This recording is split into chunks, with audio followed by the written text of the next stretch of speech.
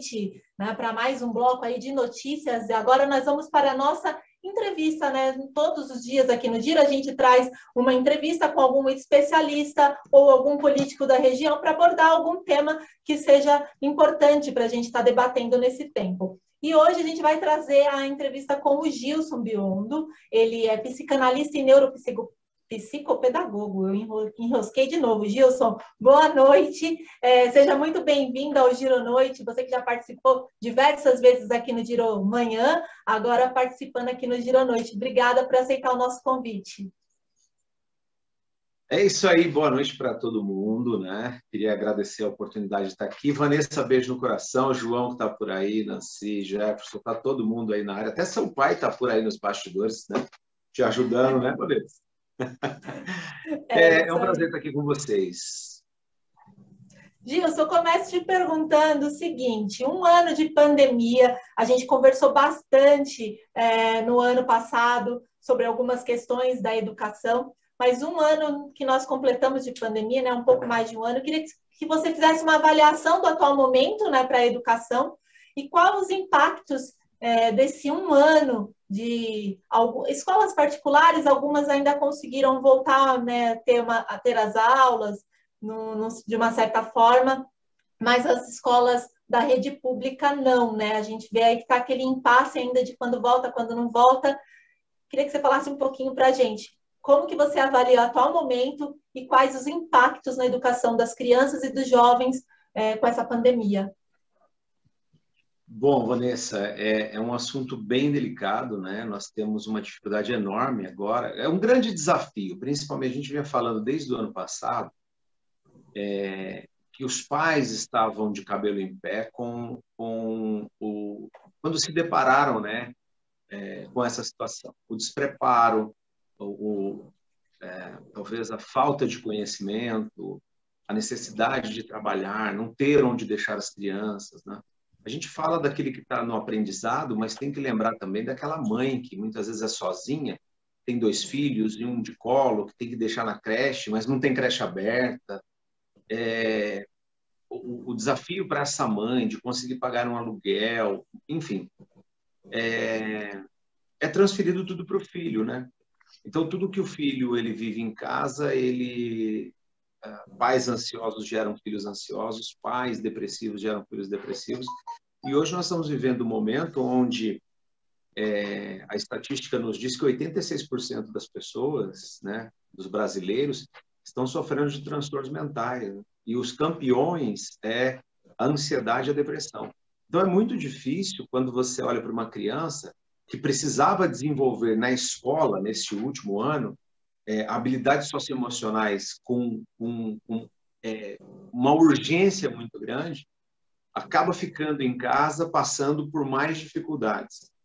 A gente já falou bastante, né, no ano passado sobre a dificuldade que um pai tem, uma mãe tem, a dificuldade do estudo, a dificuldade de um professor, tudo isso que aconteceu, um mix, né, para todo mundo se tornou um desafio. O problema é que nós não conseguimos ter avanços. E esses avanços poucos que tiveram não trouxeram resultados. E aí a desigualdade ela acaba sendo muito grande. No entanto, por exemplo, hoje nós temos as escolas particulares podendo receber uma carga mínima, né, de alunos, um percentual presencial. Só que muitos pais não estão mandando, porque também estão com medo. O professor está com medo, a criança maior que tem a necessidade de aprendizado, a menor de socialização, também de aprendizado, claro, mas o maior ele precisa, mas não consegue ter.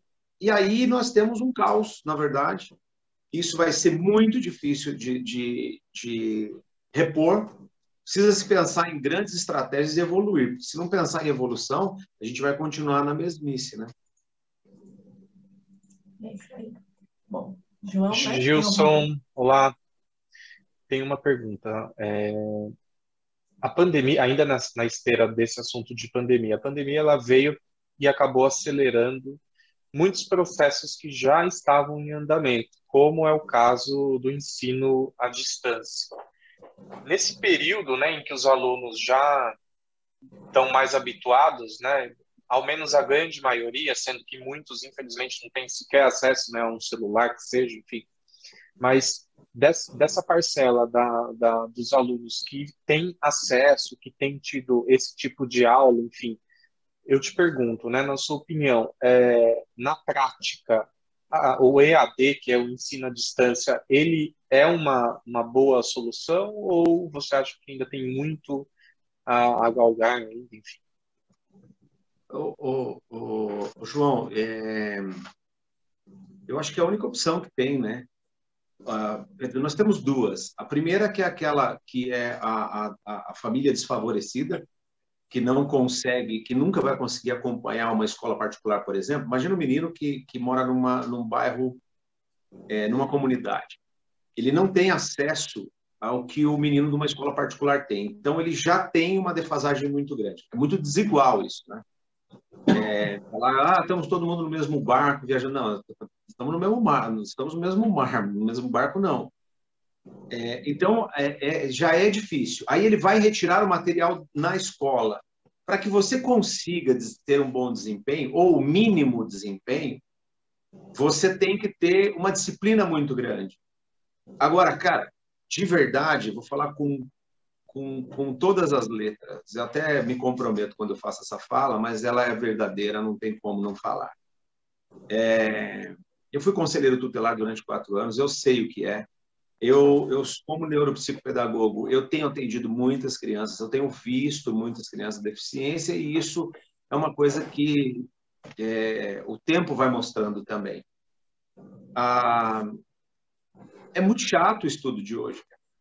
O sistema de estudo, por exemplo, nós temos estruturas do século XIX e ainda perduram isso, né? Nós temos metodologias do século XX falando com o garoto do século XXI.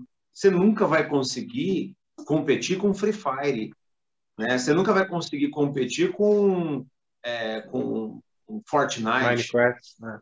Minecraft. Você não vai conseguir competir. Se você não trouxer a criança para um mundo de conectividade, eu não estou dizendo conectividade o mundo virtual. Conectividade é quando ele se conecta com algo que ele aprende. O pai não sabe fazer. Ele retira o material da escola, que é chato pra caramba, porque ele não está aprendendo, ele só está copiando. Na maioria das vezes, o pai, como grande incentivador, que também não sabe fazer, ele vai copiar, ele às vezes vai fazer a mão para ele também.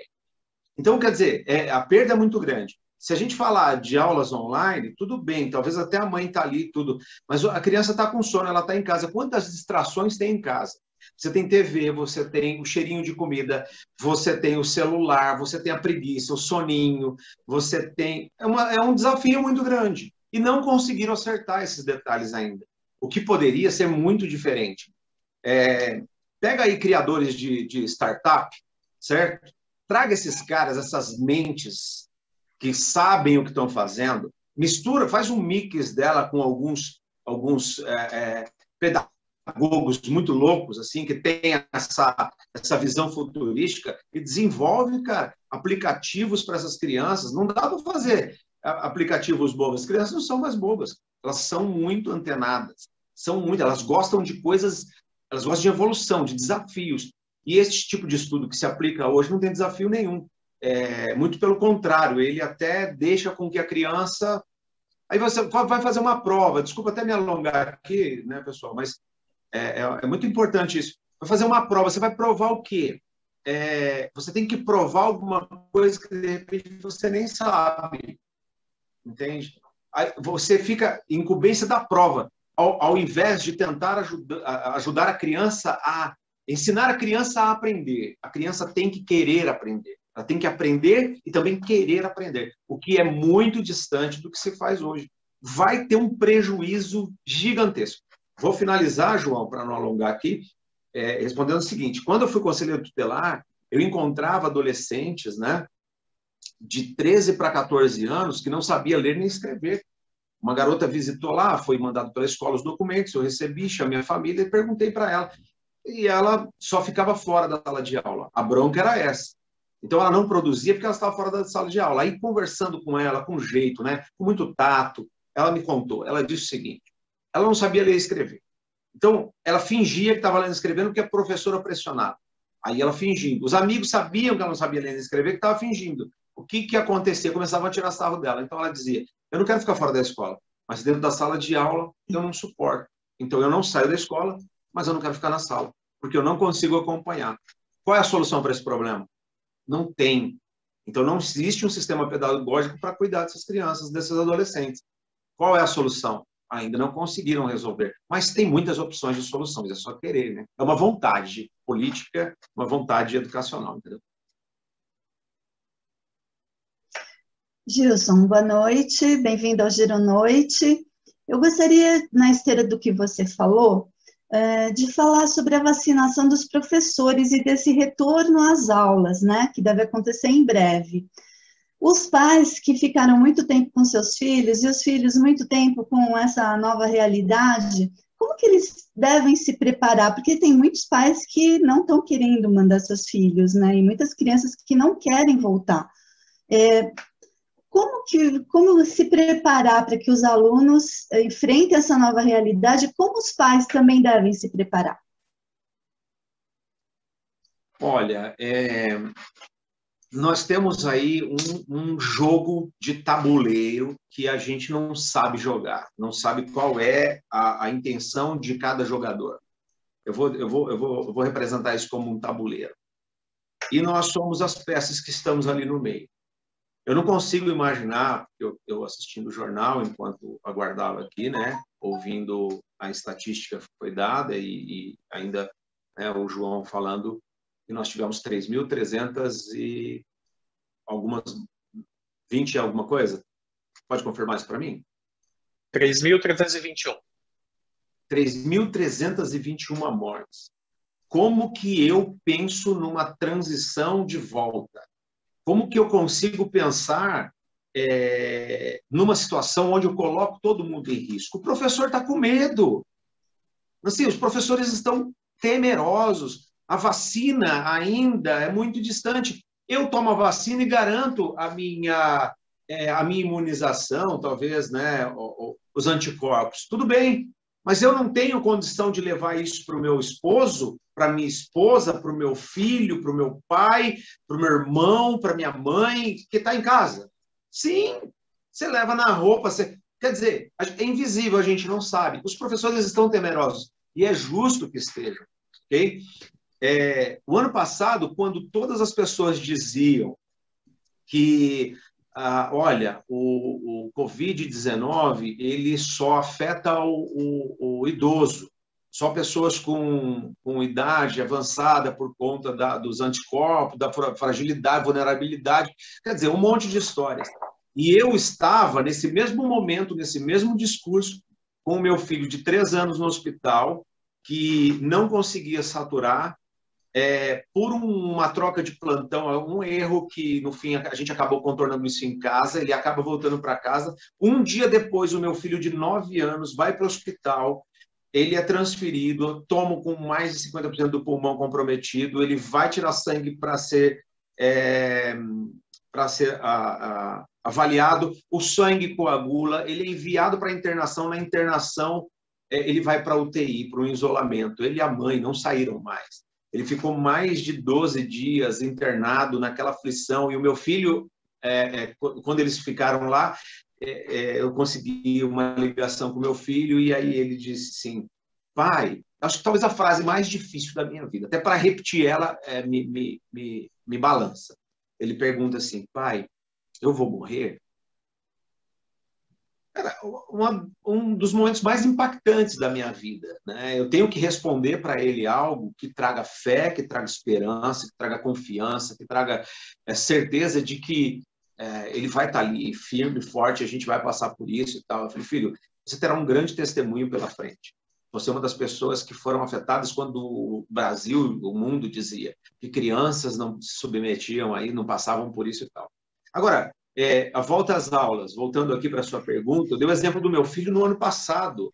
Isso fez 1 ano, ok? Hoje nós temos a ala pediátrica, ainda que saiam muitas mentiras na mídia, a ala pediátrica ocupa 100% de ocupação.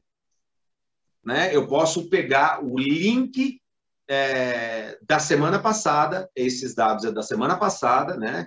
Saltando aqui da semana passada, eu tenho um link da reportagem que 100% da ala pediátrica, da UTI pediátrica, estava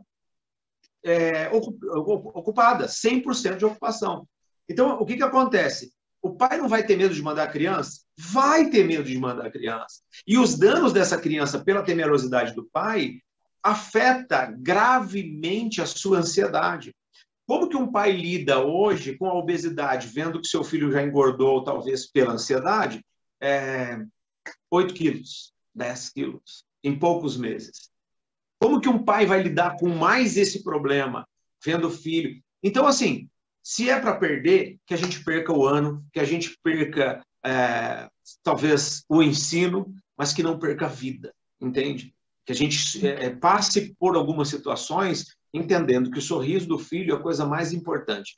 Eu, particularmente, não estou induzindo ninguém, não quero induzir ninguém, porque cada um sabe, né, as suas necessidades. Eu, por mais dificuldade que passe, o meu filho não tem condições nenhuma de ir para a escola. Se ele tem uma segunda reinfecção, né, ele pega uma segunda vez, eu já sei o que é passar pela UTI. E pais que passaram por isso sabem também. Então, esse desafio é muito grande. E é necessário que se olhe para esse professor, ainda que vacinado, que ele está temeroso, não só por ele, mas pela família dele também. Que a criança, que o pai que não vai mandar a criança para a escola, não seja penalizado, porque ele está cuidando do bem mais precioso que ele tem. Quem tem coragem, quem está assim, olha, eu não me preocupo com isso e tudo mais, mande seus filhos. Mas hoje nós temos uma balança muito desigual. Só quando nós tivermos uma imunização concreta para todo mundo, aí isso sim a gente volta talvez a um equilíbrio desequilibrado, mas daqui para frente tem que tratar da saúde emocional. Saúde emocional. Se já existia uma matéria chamada habilidade socioemocional, agora tem que haver uma matéria específica para isso, para cuidar dessas crianças, porque elas vão necessitar muito desse apoio emocional, assim como também os professores, que não têm esse respaldo. Os professores, ressaltando, professores não têm o respaldo socioemocional, e eles precisam ser trabalhados isso, porque tem muita gente com medo. E aí, o quadro é esse. Gilson, te pergunto, você acabou entrando nesse assunto, te pergunto o seguinte, você falou dessa questão da ansiedade nas crianças, né? E falou da questão da obesidade. Como que os pais devem lidar para tentar ajudar os filhos nesse momento, né? Como você disse, eu concordo com você, você não falou exatamente dessa forma, mas eu concordo com a questão de ser ainda um pouco precoce esse retorno às aulas. E alguns pais vão acabar não enviando seus filhos por causa desse medo, né, da contaminação. Então, como lidar com essa ansiedade do filho dentro de casa, com essa questão da obesidade, que eu tenho até relato de pessoas que falam que as crianças acabaram engordando, que acabam descontando na comida, comendo mais, tem muita energia e não tem lugar para dispensar, né, toda essa energia acumulada. Então, como que os pais podem lidar com as crianças nesse momento e dar um suporte, né? Mesmo a gente sabendo que muitos pais também acabam ficando abalados emocionalmente, como você disse, passando essa ansiedade, mas como dar esse suporte e ajudar o filho nesse momento? Olha, primeiro lugar é assim, quando a gente fala de relacionamento, existem dois tipos de relacionamentos super importantes. O primeiro, que a gente conhece bem, é o relacionamento interpessoal, quando você se relaciona com outras pessoas, e isso acontece num ambiente familiar, educacional, religioso, enfim. Mas existe um tipo de relacionamento que ele é muito mais importante, pouco se fala dele, é o relacionamento intrapessoal. Quem viajou de avião sabe, né? Quem não viajou, acontece mais ou menos assim. Antes fechou as portas, vai ter a pressurização e tal, vai ter as instruções, as orientações de uma aeromoça que vai estar falando e a outra vai estar mostrando, gesticulando, né, por onde é, como se fosse uma mímica enquanto a outra fala. E em um determinado momento, ela vai falar do cinto de segurança, vai falar da saída de emergência, e tem um momento que a aeromoça diz o seguinte: em caso de despressurização, máscaras de proteção cairão automaticamente. Essas máscaras, o que você vai fazer? Você vai colocar ela dessa forma, ensina o jeito que você coloca, e após você colocar a sua máscara, você ajude a criança que está do seu lado, ou a pessoa idosa, ou quem tiver necessidade. O relacionamento interpessoal, ele funciona da seguinte forma: eu preciso estar bem comigo para estar bem com o outro. Se o pai não entender que ele precisa estar bem com ele mesmo, ter um equilíbrio emocional, ele nunca vai estar bem com o filho. Porque há pais gritando, causando mais danos psicológicos no filho do que qualquer coisa. Quando você grita com o filho, ele está o tempo todo dentro de casa. A criança tem energia. A criança gosta de pular do sofá. Se você colocar uma câmera na frente da TV, pega uma criança de 4, 5 anos, coloca ela na frente da televisão e deixa ela, fica filmando as posições que ela assiste televisão durante 30 minutos. Você vai ver que ela vira vários peão, ela deita em cima do encosto, ela deita embaixo, ela deita de cabeça para baixo, ela deita no braço. Não sei quem tem filho, né? Vocês não assistem, João, Vanessa, não sei quem tem filho, sabe que você fica olhando o cara daqueles rodopios, assim, né? Você fala, como é que o cara consegue assistir ou comer desse jeito, né? Parece que a criança é hiperativa, mas não é, criança cheia de energia. Então, criança de 4, 5 anos, ele tem uma energia maravilhosa. E ele precisa gastar essa energia.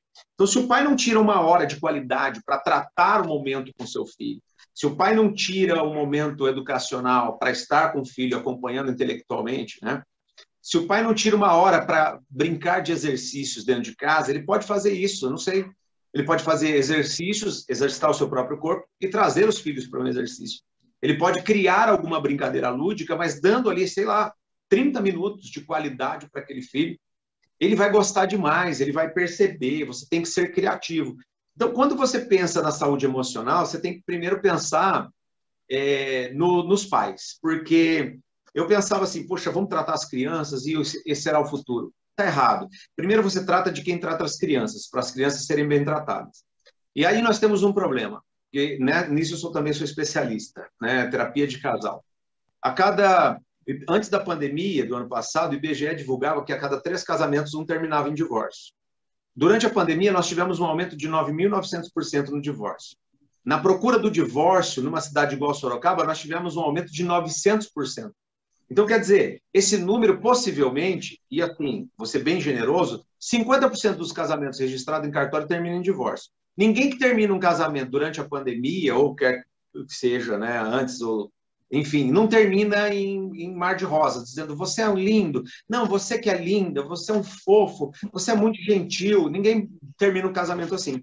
Normalmente, os casamentos, eles terminam de formas pesadas, com palavras pesadas. E as discussões, elas agravam muito mais, né? O diálogo que antes era para resolver, hoje não resolve mais. Termina em briga, grosseria, e aí a briga é muito ferrenha, porque eles não conseguem nem dialogar mais. É necessário que olhe para as crianças e saibam que cada discussão de um pai e de uma mãe, essa criança absorve. Que cada situação de ansiedade, que cada situação que acontece dentro de casa, ela está absorvendo aquilo. Antes ela não via. Então é necessário que se olhe, pais que estão assistindo, olhem para os seus filhos, brinquem com os seus filhos, mostrem para eles, incentivem eles, criem brincadeiras lúdicas na forma de aprender. Existem diversas coisas, se alguém quiser, meu WhatsApp, minhas redes sociais, né, Gilson Biondo, com muita facilidade no Instagram, tem lá na bio, você clica lá, tem meu WhatsApp, é 11 991 19 30 30, nem sabia se podia divulgar ou não, mas olha só, eu tenho vários PDFs com são dezenas de brincadeiras para você brincar em casa. Manda um WhatsApp para mim, ou manda para mim aquele catálogo, eu mando um monte de catálogo para você, com ideias para você, lúdicas para você brincar com a criança dentro da sua casa, entende? O que é importante é você não deixá-la escanteada, porque ela precisa sentir que é amada, ela precisa de valor, essa criança precisa ser incentivada, porque o que a escola nunca fez na década de 80, né? Os pais faziam com o maior prazer. Era algo muito legal. Os pais eram criativos.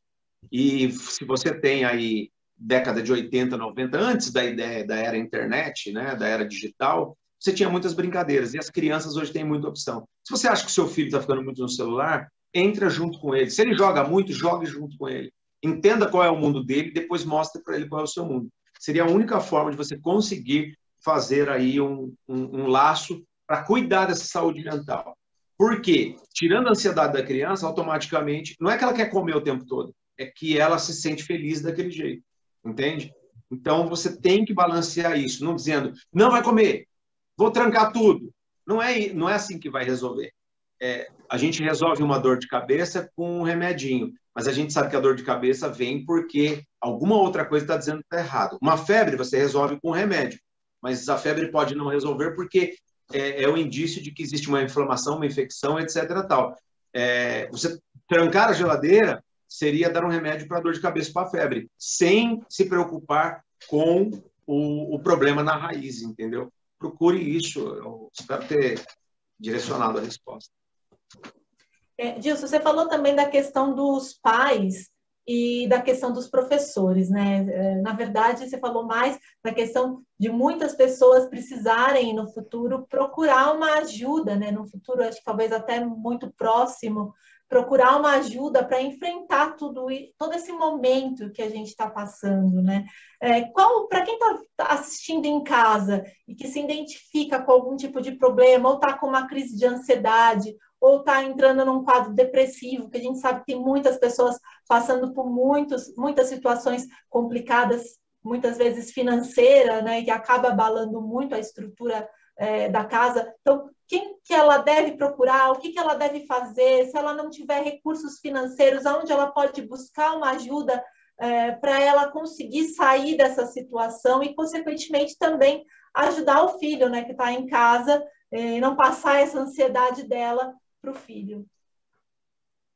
Vanessa, eu vou gerar um valor aqui que, para você que está assistindo, né, eu creio que só o que eu vou te passar agora vai valer o tempo que você investiu assistindo essa entrevista. Olha só, eu fui conselheiro tutelar durante 4 anos e poucas pessoas sabem que o conselho tutelar ele foi criado para garantir, zelar, né, garantir o direito da criança e do adolescente.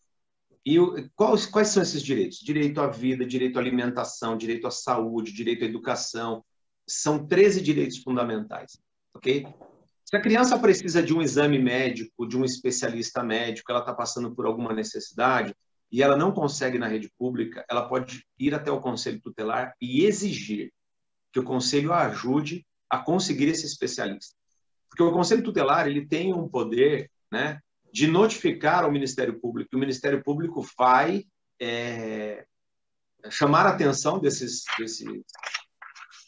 órgãos para que se atenda à necessidade dessa criança. Okay? Então, se é da educação, se é da saúde, qualquer que seja o problema, a criança está em risco, não tem alimento em casa, procure o conselho tutelar. A criança precisa ter esse respaldo. Gilson, eu tentei, fiz e não consegui. Manda um WhatsApp para mim que eu vou te orientar exatamente o que você tem que fazer para garantir o direito da sua criança. Bom, esse é um ponto, tá? Porque tem gente que acha que o conselho tutelar é só para tirar filho de mãe. Então, não é. Vamos para o próximo. O próximo é o seguinte. Existem muitas... no Google, por exemplo, se você digitar lá terapia gratuita, se você digitar lá psicólogo gratuito... enfim, você vai encontrar diversas pessoas que vão te fazer uma escuta qualificada, entende? Que você vai conseguir ter ali uma proximidade. Eu mesmo criei, eu venho fazendo isso, sei lá, uns 6 meses já, todos os dias, às 7h12 da manhã, eu faço uma live que eu trato de relacionamento entre pais e filhos, entre casais e eu falo muito sobre ansiedade. Cada dia eu tenho um tema que traz uma dica para as pessoas. É uma live. E, cara, de 1 hora, mais ou menos. Entra lá, pega a sua porção e tá tudo certo. Então, tem muitas pessoas que fazem isso. Fazem à noite. Eu faço de manhã. É 7h12 da manhã, eu caio da cama, né? E muitas pessoas acabam assistindo, pegam as dicas ali, como lidar com a criança, como ter uma noite boa de sono, como lidar com a depressão, dicas quando você tiver uma crise de ansiedade. Tem muita gente boa se dispondo a ajudar nesse momento. Então, de repente, você olha para o seu filho, ele está numa condição que você não consegue solucionar o problema. Cara, Você tem toda a liberdade. Eu recebo centenas de mensagens todos os dias. Me chama no WhatsApp, entra lá no Instagram Gilson Biondo, repito, vai lá, tem meu WhatsApp lá, você vai encontrar com facilidade. Gilson, não estou conseguindo tal coisa, eu indico para você. Agora, o Google é uma ferramenta, né? Tem um campo enorme. Claro que tem outros navegadores. A gente fala Google porque ficou igual aquelas grandes marcas, né? Você pega lá no navegador, digita lá a necessidade que você tem, vai ter muita coisa que vai te dar dica. Né? No nosso canal do YouTube tem muitas coisas também que você pode assistir lá. Então, as crianças podem buscar. Hoje, por que eu estou falando na forma virtual?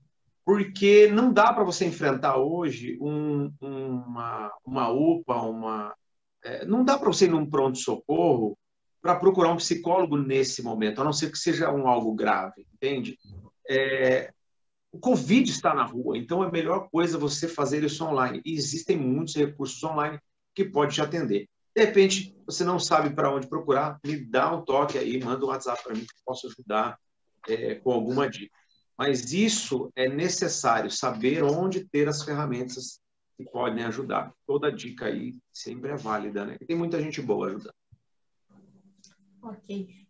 Nancy, João, vocês têm mais alguma pergunta para o Gilson? Mais alguma dúvida que vocês queiram tirar? Olha, eu teria, mas eu acho que o tempo já está quase no fim, mas eu só queria fazer um comentário que ele falou a respeito de educação socioemocional. Há alguns anos, há uns 3 anos mais ou menos, eu entrevistei uma especialista em educação, Adriana Martinelli, e ela já falava bastante que no Instituto Meira, lá no Recife, e também no Instituto Ayrton Senna, no qual ela era consultora, né? Eles já trabalhavam de maneira muito ativa essa questão do socioemocional, e o sonho dela era disseminar isso para toda, né, a educação de maneira geral. E eu achei bem interessante isso que o Gilson falou, porque vai ser algo iminente, né? Vai ter que ser retomado agora, né, com toda essa situação complexa, né, que nós estamos vivenciando. Então, achei bem interessante. Só esse comentário mesmo, Gilson. Eu gostaria de agradecer a presença do Gilson nessa live, né? E também pontuar que muitos pais, não realmente é um assunto muito importante, porque muitos pais não sabem como lidar com os filhos dentro de casa, né? Eles têm um filho, parece um bebelozinho, mas eles não têm nada emocional que faça com que a criança se sinta acolhida. Então, gostaria de agradecer muito a participação dele aqui. Realmente, a gente poderia ficar horas e horas conversando sobre isso, porque esse tema é sensacional. Muito obrigada, viu, Gilson? Obrigada, viu, Gilson? Eu quero agradecer demais a sua participação, já deixar um convite para você participar de outra entrevista aqui no Giro à Noite e agradecer primeiro a sua paciência, que a gente teve um problema técnico e você ficou bastante tempo esperando.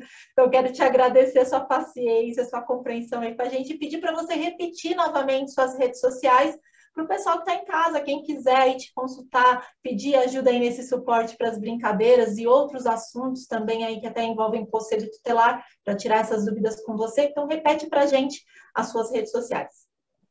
Vamos lá. Eu queria agradecer a acolhida, né, de vocês, né, e não atrasou não, é o fuso horário mesmo, alguém que fez o cartaz errado, que colocou 1 hora a menos, colocou às 18, o horário de começar seria às 19 mesmo, né? Foi isso?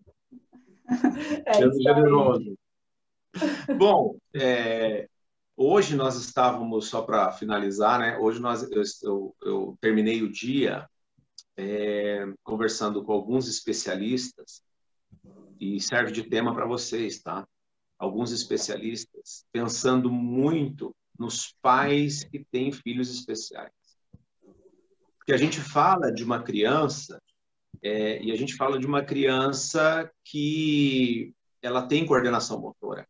Uma criança que, de repente, ela tem ali uma síndrome de Down, uma criança autista, né, que tem crises dentro de casa, que tem como que esse pai consegue ter o equilíbrio emocional? Essa criança vai voltar como todas as outras para uma escola? Tem que pensar nesse pai, tem que pensar nessa mãe que hoje passam por grandes aprendizados, eu vou chamar assim, tá bom? Eu queria deixar esse gancho, porque é muito necessário falar sobre crianças especiais em tempos de pandemia. Muitos pais estão passando por isso, muitos professores vão ter que aprender a lidar com isso. Se a gente pensa em cuidar de alguém, essas crianças também precisam ser cuidadas. Bom, as redes sociais é Gilson Biondo, né? Vai lá no Instagram, clica lá na bio, Gilson Biondo, tem lá um link, clica lá, Linktree.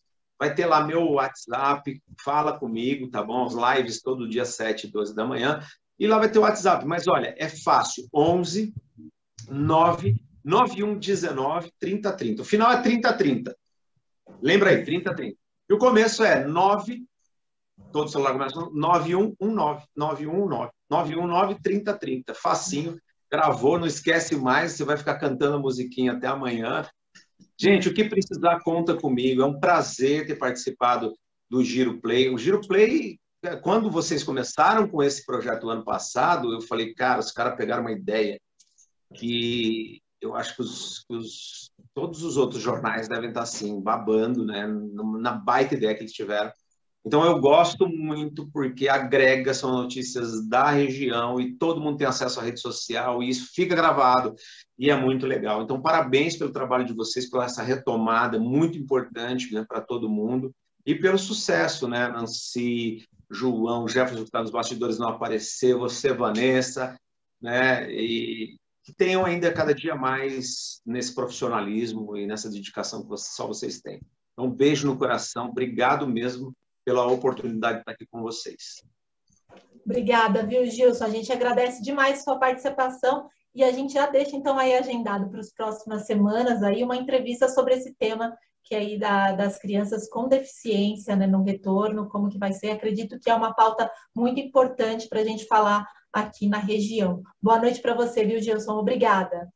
Eu que agradeço. Beijo no coração de todos. Um abraço, tchau, tchau. Bom, essa foi a entrevista com o Gilson Biondo, psicanalista e psicopedagogo, que falou um pouco para a gente sobre o retorno das aulas, sobre a ansiedade das crianças nesse momento. Então, fica aí a dica, entra nas redes sociais do Gilson e acompanhe todo o trabalho dele. Ele é um excelente profissional, vai ter muita coisa para te passar.